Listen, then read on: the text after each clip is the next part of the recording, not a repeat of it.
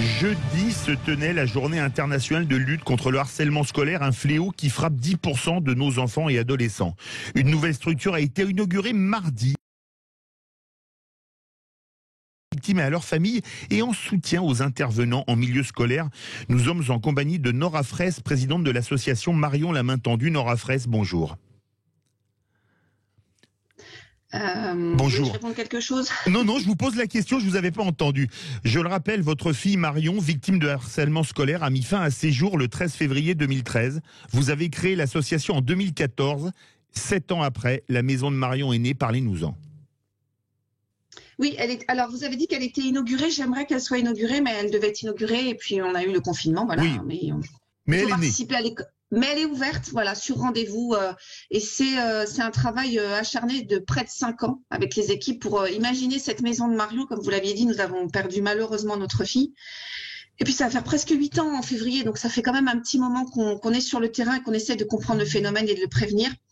Et il y a à peu près 5 ans, je me suis dit, il faut qu'on offre à ces familles, parce que souvent ils me disaient, ok, je vous vois madame, enfin voilà, je les voyais dans le cadre de signature de livres ou de conférences, et mais un coup de fil, une visite comme ça, c'est très bien, mais on a besoin de se poser, de discuter, et puis à force d'avoir des demandes de prise en charge de formation des enseignants, de prise en charge des familles, des enfants et des fratries, parce que pour ceux qui connaissent notre histoire, on avait 3 enfants, on a 2, hein, et ma fille à l'époque avait dit, quand Marion est décédée, maman, occupe-toi de nous, on existe aussi, on est là aussi. Et ça m'avait profondément marqué. Je m'avais dit, faut pas oublier ces enfants qui ne disent rien, les cousins, les cousines, les grands-parents, parce que c'est la perte d'un enfant. Et je le dis, quelles que soient les circonstances, hein, c'est un attentat, donc il faut se reconstruire sur des décombres et il faut accompagner tous ceux qui ont été touchés de près et de loin. Et il n'y a pas de victimes collatérales, il n'y a que des grandes victimes qu'il faut aider. La maison de Marion, c'est une maison de répit, de repos pour les personnes victimes, les familles, mais aussi un centre de formation et de recherche. Alors, justement, il y a 5 pôles. Le premier pour les familles. Oui, c'est un pôle parce que les familles nous ont dit on a besoin d'en parler, on a besoin de groupes de parole, pas du tout autour du deuil. Hein. C'est quoi le harcèlement? Mon enfant est un harceleur. Ça ne correspond pas aux valeurs que je veux lui transmettre.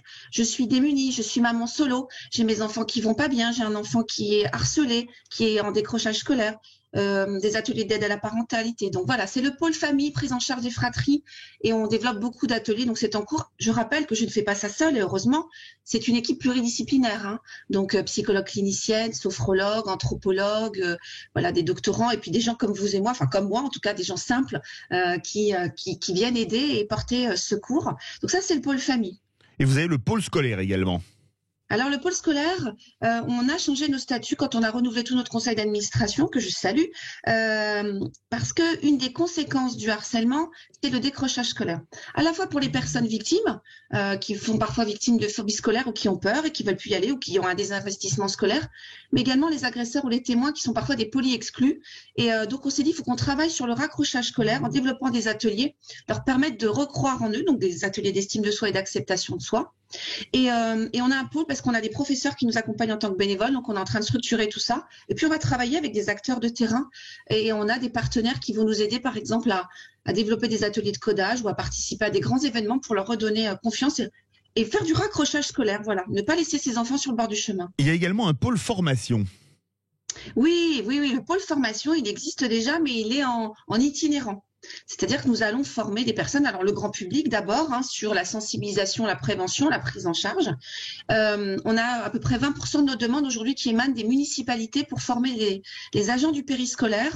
Donc ça, c'est plutôt une bonne nouvelle parce que ça fait, depuis le documentaire Souffre-douleur, il se manifeste qu'on en parlait, peut-être 6 ans ou 7 ans, de dire qu'il faut former tous les acteurs de l'enfance, toute la communauté éducative, dont ces personnes qui sont des personnes invisibles aux yeux des enfants, mais pas aux yeux des agresseurs. C'est de former par exemple le personnel de cantine, le chauffeur de bus, tous ceux qui dépendent des collectivités territoriales. Et voilà. Et les enseignants, c'est la grande nouvelle cette année. On lance une expérimentation avec 2 INSPE.